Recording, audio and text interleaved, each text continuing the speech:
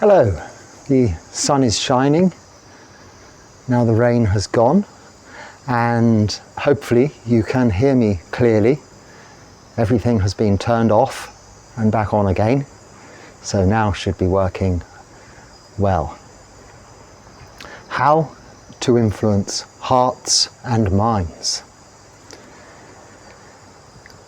If you thought this would be about selling things, advertising, business, influencing others, then directly it is not. It is about how to influence our own hearts and minds. But how can you expect to influence others' hearts and minds if you can't influence your own? Understand your own hearts and minds. This is where influencing begins. And influencing is not a word that I have been over familiar with in my life or in Buddhism. Has more come about lately as I've seen it appear in these YouTube videos offered by so-called influencers, which I find a rather interesting thing.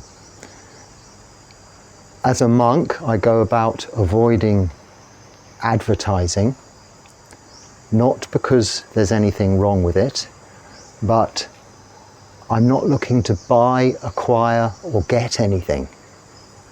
So it is unnecessary to have it interrupting my viewing, listening, and where it can be eradicated, I turn it off, which is quite easy, as I have a very limited supply of this kind of media. But influences can creep in a little bit through the back door with subjects of interest that then appeal to people's nature of desire and make them want whatever it is that is appealing to them in that person they're watching. So it's quite a useful principle and idea to play with, because it is understanding how we can become interested in how our hearts and minds work. And that is mindfulness. That is the development of wisdom when used correctly. So, how do we begin going about influencing our own hearts and minds?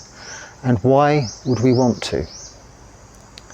Well, firstly, why would we want to? If we have just been running or exercising, now our heartbeat will be going quite fast. Boom, boom, boom, boom, boom, boom, boom.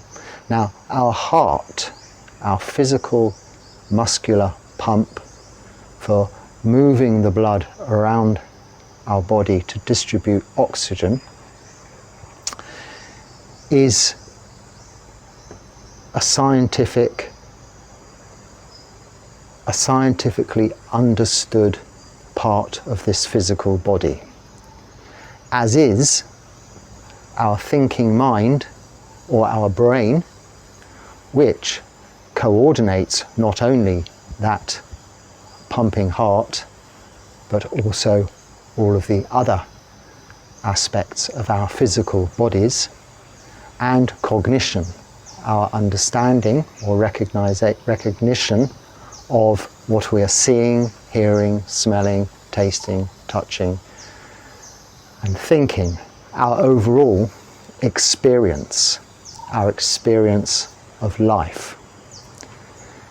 Now, if we can see what is underlying, influencing that physical heart and that thinking mind, then we can start to understand these more mystical, ethereal ideas of the heart and the mind, as is so often referred to.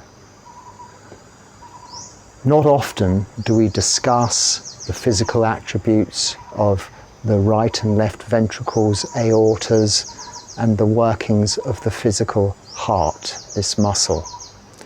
Not often do we discuss the neurological workings of our brain. But so often are we thinking about, reading about, watching in movies, talking about, discussing people whom are broken-hearted, head over heels in love, people who have gone out of their mind, mental health, and even to some extent quite regularly talked about is mindfulness in various contexts, useful and maybe not so useful. But it all has to come back to what we have learnt in the Buddha's teachings about everything being impermanent, unsatisfactory, and out of our control.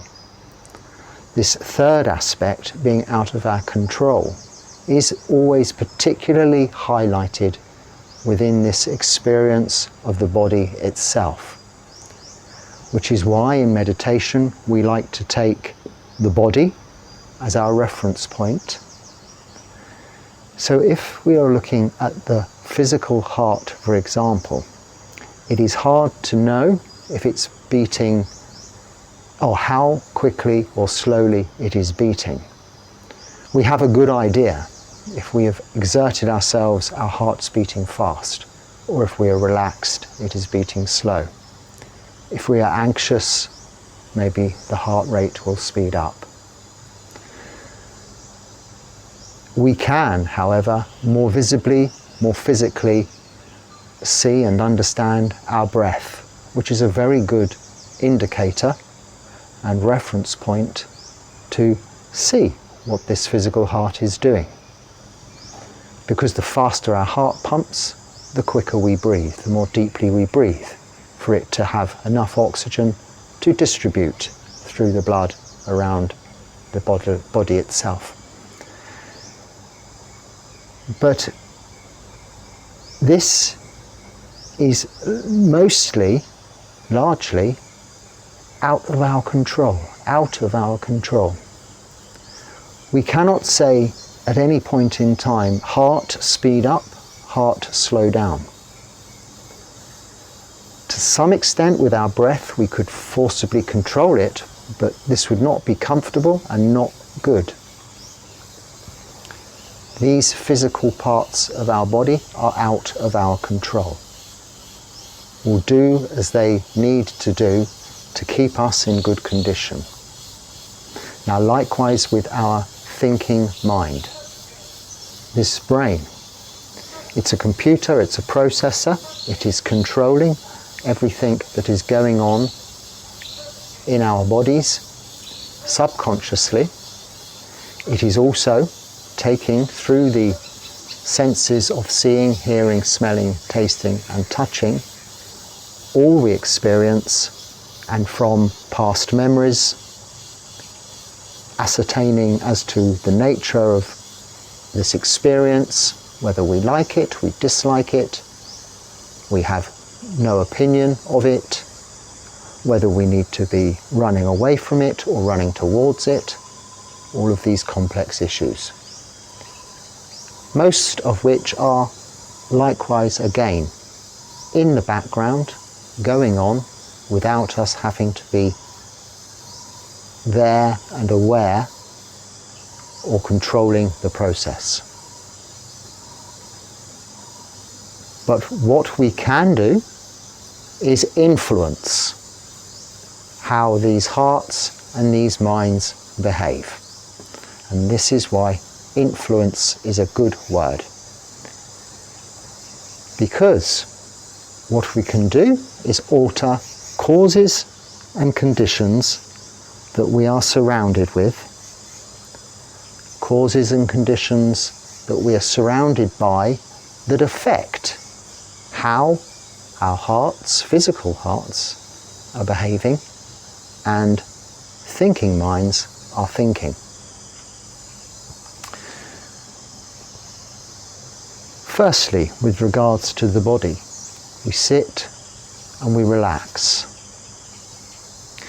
But we cannot say, body, now is time to sit and relax and enjoy meditation, for instance.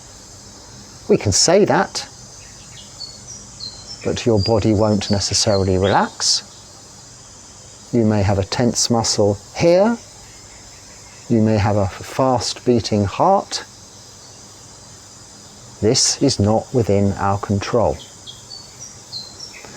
But by making a determination to sit and do nothing and accept that for the next half an hour, 40 minutes, 1 hour, 2 hours or 3, however long you wish to sit for, there is nothing physical you need to do.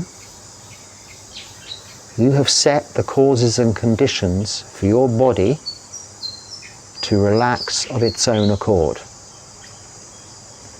Now the first thing that will happen is the heartbeat will start to slow down. And as a consequence, so will your breathing.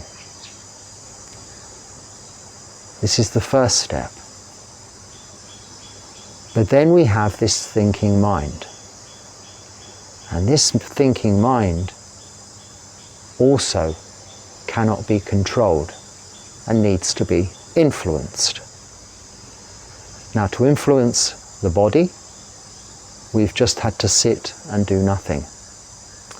And to some extent, similarly with the thinking mind. It is the same.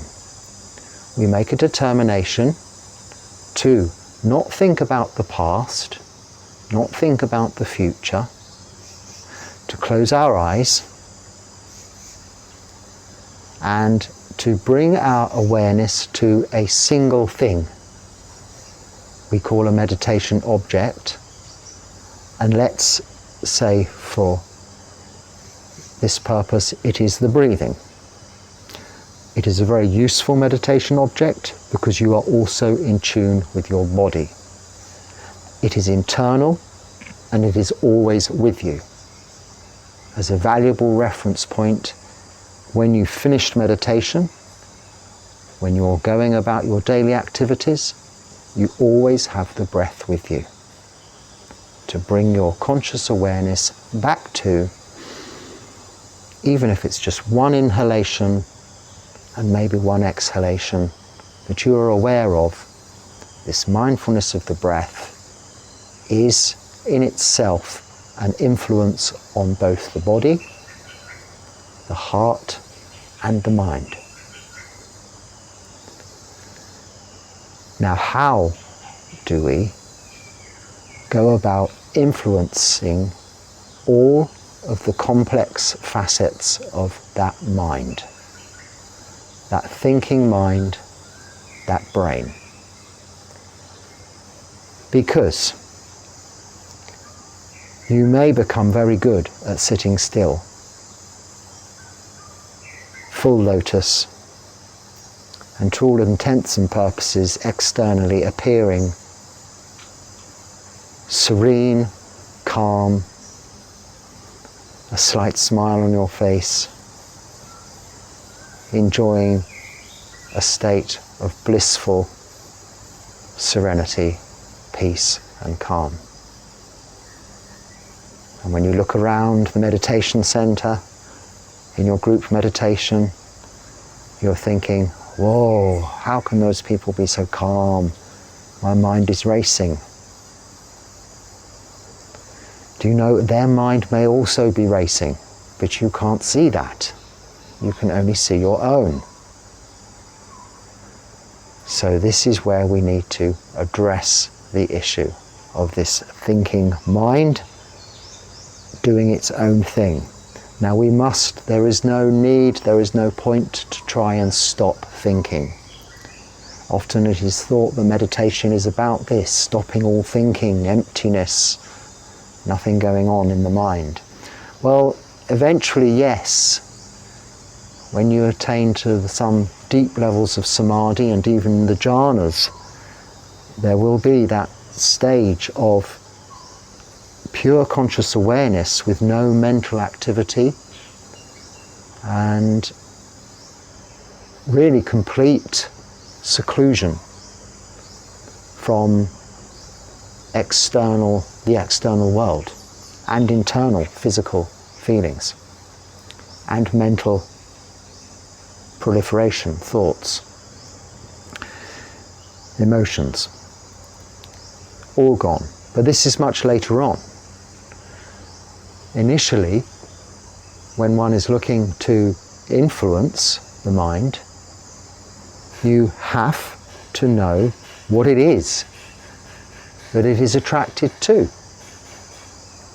Now the first thing you'll be pointed to, the direction it will point you to as you first sit to meditation, is some physical discomfort.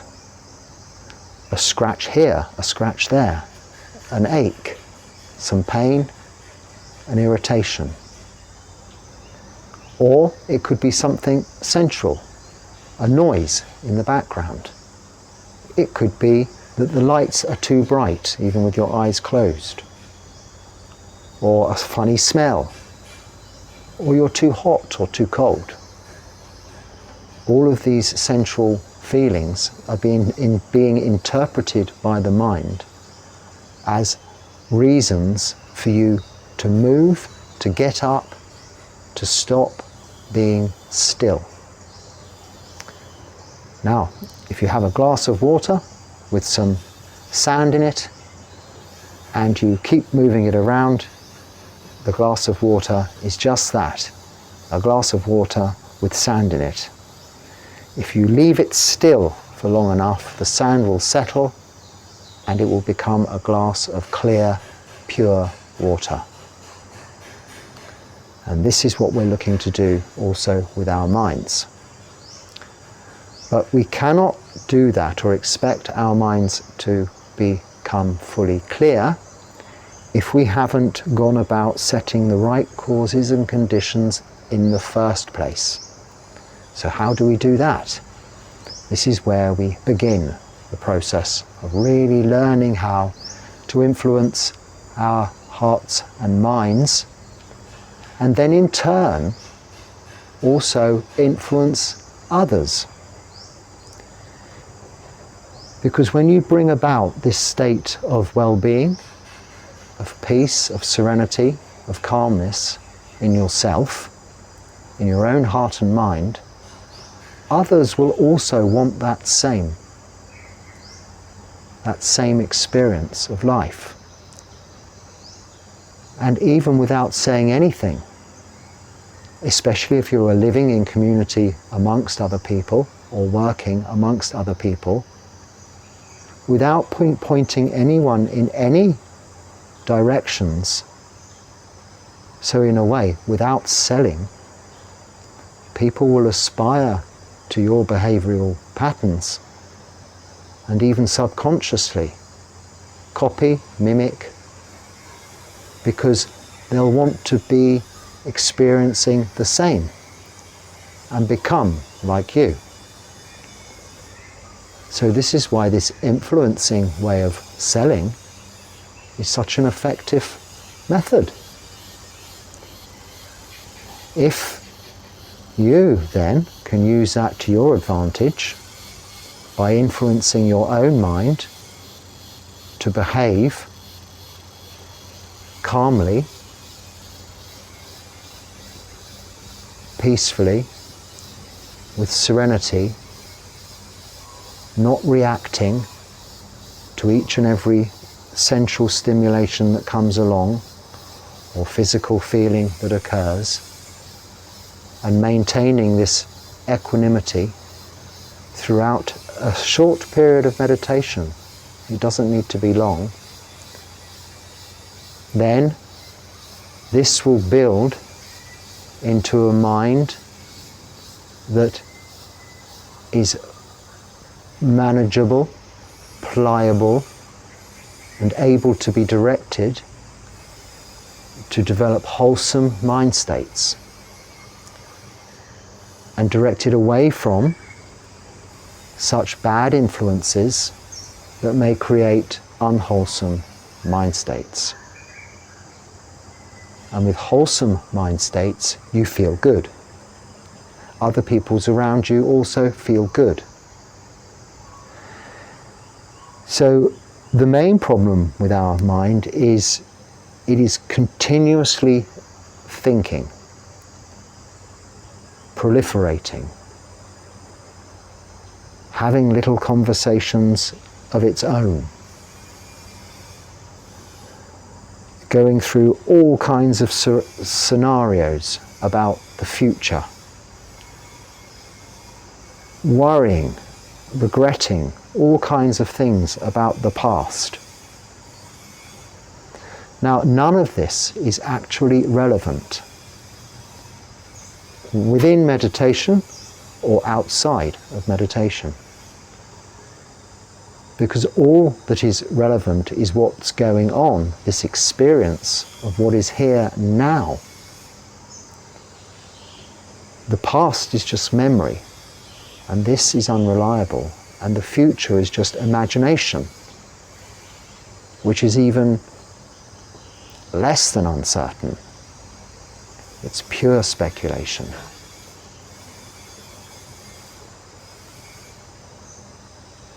We set the causes and conditions for the mind to settle and calm by, in the present moment, establishing some moral boundaries, some codes of conduct or behavior that will be conducive to the influence of a less troubled mind. So, like calm water with still air, you can see through to the bottom. Everything is stable and clear. When wind comes along and ripples the surface, the clarity is disturbed, you can't see to the bottom, it is no longer clear. And what is it that's disturbing the mind? It is regrets of the past, worries of the past, imaginations of the future. If we look at what is happening in this very moment, we can see clearly that most things are very easy to understand. Seeing is seeing. Hearing is hearing. Smelling, smelling. Tasting, tasting. Touching is just touching. And thinking, it's just that. Recalling for purposes of reference from our past experience, memories, to determine whether or not these experiences are what we like, what we want, or what we don't like, and what we don't want. But this can be considered judgmental.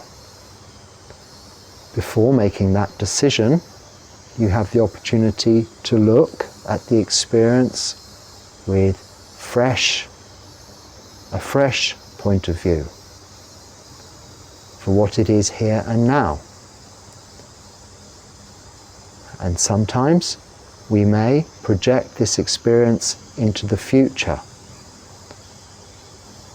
But we should understand, through the development of wisdom, that everything is impermanent. So whatever our experience is here, now, whether it's good, it will not last, not forever. So don't get attached to it. If it is bad, it will not last, not forever. So there is no need to be judgmental of it. So these are the basic ground rules for the moment. But then to establish those control methods, those really strong influences into wholesome mind states, one only has to do good things. And actually, it's easier even than that. One only has to refrain from doing bad things. Now, yes, doing good things, being generous, giving, helping out, is enjoyable and very positive and a great way to influence wholesome mind states. And if you've had those altruistic, good behavioral patterns, when you sit for meditation and watch the mind, you'll find it will settle more easily than if you hadn't done all those good things. But then if we also take about the precepts of good behavior and we determine to do ourselves no harm, or any living beings, any other living beings, any harm, then this really does take away all regrets, concerns, of worries about the past. So you make the determination to refrain from killing, refrain from stealing, refrain from sexual misconduct, refrain from lying, and you refrain from taking any intoxicants which disturb the mind. Now, this alone, even without the doing good, this just not doing those 5 things means that even if you have accidentally or even on purpose in the past killed a mosquito or an ant, it is killing and this should not be done. If it's accidental, it happens. If it's intentional, it needn't have happened and there is no excuse. And this will disturb your peace of mind. This is not a good influence on your mind. But even if you have done that, if you are now making the determination in this moment, here and now, that I will not kill mosquitoes or ants, or human beings, or my mother or father, then from now on, you have no concerns about the future with regards to what you might do. Now, in terms of harmlessness, if you have concerns about the future of what others may do to you, firstly, we have no control over that. So there is really no use in worrying about it. But we have influence over it. If we are keeping those 5 precepts and doing no harm, it influences all beings, not just humans. Poisonous snakes that are in this forest, other poisonous countless creatures here. Don't run away, don't bite us. They know they're in an environment where they will be the monks living here, myself, we will cause them no harm. And usually harmful actions to another are out of fear.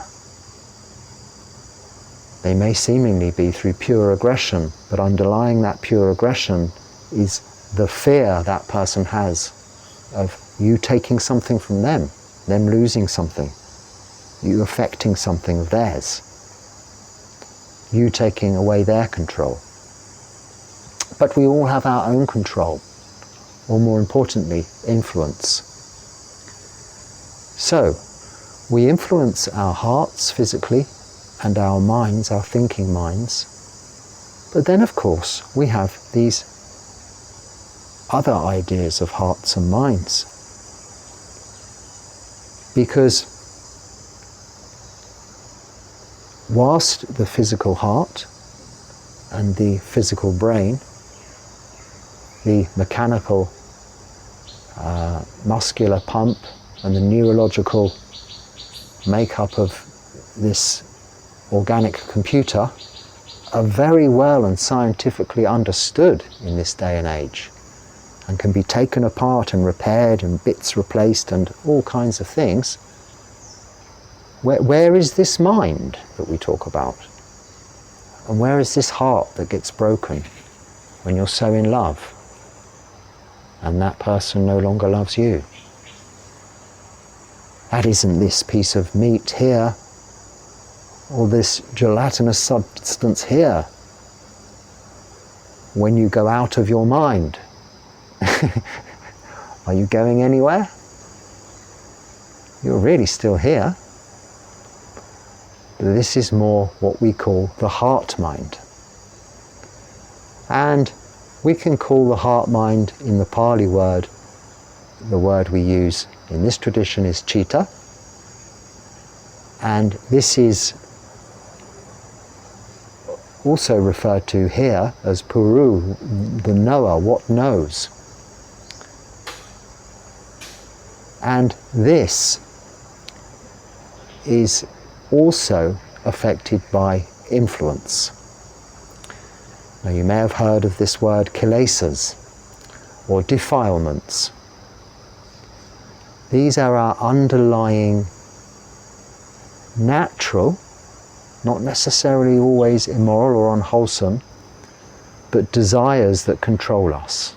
So the desires that force us to get up and get a cold drink when we're supposed to be meditating, because we're all of a sudden all so thirsty, or we have to open our water bottle and drink some water, because otherwise we'll surely die in the next 20 minutes if we don't drink some water first. They're so strong, these kilesas, because they're based on the root defilements of greed, hatred and delusion. But we can, rather than be influenced by those, we can influence them. We can influence our heart mind, this chitta, positively. And it is the easiest thing to do. We simply keep sila.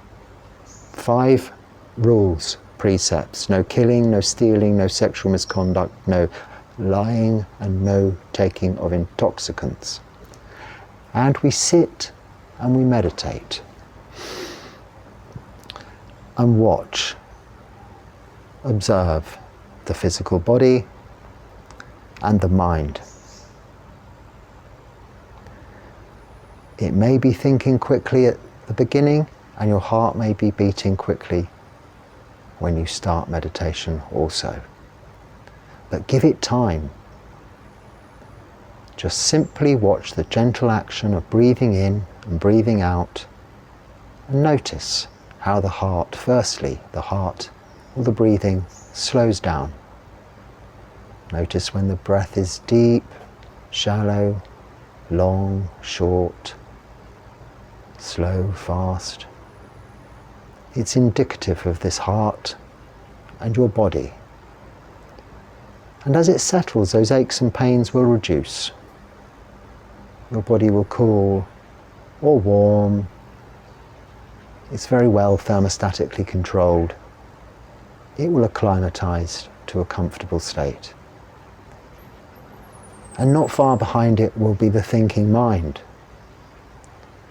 sometimes referred to as the monkey mind. You have some monkeys here, but I haven't seen them recently. Jump from trees to trees, trees to trees.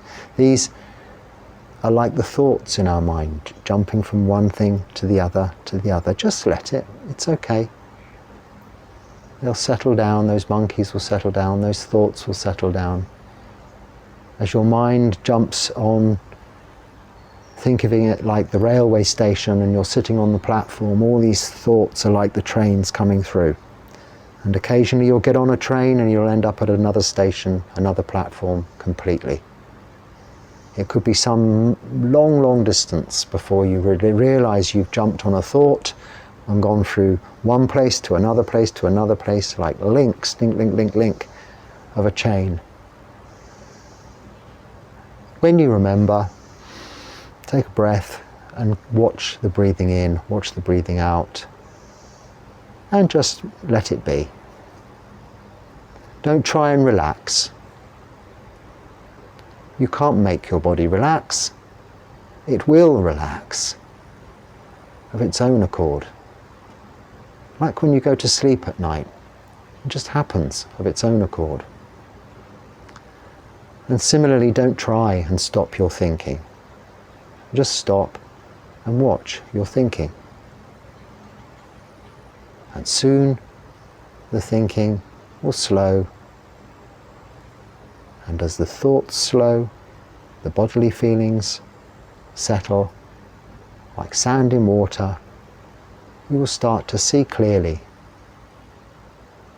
At first you may have a heightened sense of awareness through your seeing, through your hearing, smelling, tasting and touching. As you become more alert to the present moment. But as you experience these things, just know them for what they are. Seeing is just seeing. It's light coming into your eyes, recognizing this as light. The same with hearing in your ears, recognizing as sound. Smell and taste the same. Feeling, temperature, comfort, discomfort. And then these thoughts, making judgments about those perceptions. Also becoming attached as you settle into comfort and develop feelings of joy and calmness and happiness. But see it as just that, just feelings, just emotions. Understand, though, they're arising as a result of this calmness. And this calmness is arising as a result of the causes and conditions you have put in place. By making this determination just for this time, to sit still and do nothing, to refrain from killing, stealing, sexual misconduct, lying and taking intoxicants. Because if you haven't done any of those things recently, or you've fully determined not to do those things ever again, you'll have no regrets about the past. Even if you've done no good, you've only looked after yourself, you've not been generous. By the very fact you've kept those precepts, you're not killing, you're not stealing, you're not going about sexual misconduct, you're not lying, and you're not taking intoxicants which harm yourselves and can sometimes harm others around you. By just that, you are giving the greatest gift you can give. The greatest dana is the gift of fearlessness, of keeping sila, purity. And most importantly, it's the greatest gift you can give to yourself, because it is the causes and the conditions, the influence, the influencer of your heart and mind. And when you influence your heart and mind, you in turn will notice, will see, without effort, others around you, others' hearts and minds will too be influenced by their aspiration towards you, for them wanting also to experience your contentment and its resulting happiness. So that's how you go about influencing your hearts and minds. That's how we go about influencing others' hearts and minds, by simply setting the correct, wholesome causes and conditions for those to develop naturally, without forcing, without trying, just sitting. So, for today, I will leave it there. I hope it's useful. If it's not, then just ignore it. If it is, please use it. And until next time, I'll say goodbye. Thank you for watching.